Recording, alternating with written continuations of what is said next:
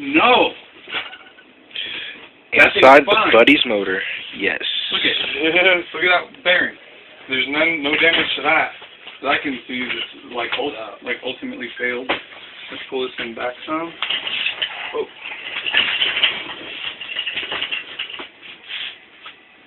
A little bit of carbon buildup. This thing's still pretty clean inside. Where'd all the copper come from? We still haven't seen or found that yet.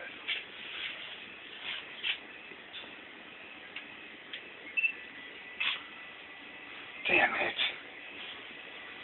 Come on. Look at what it does.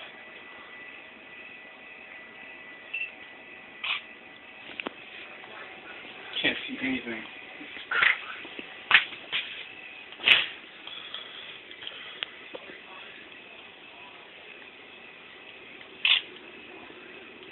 This thing sucks, dude.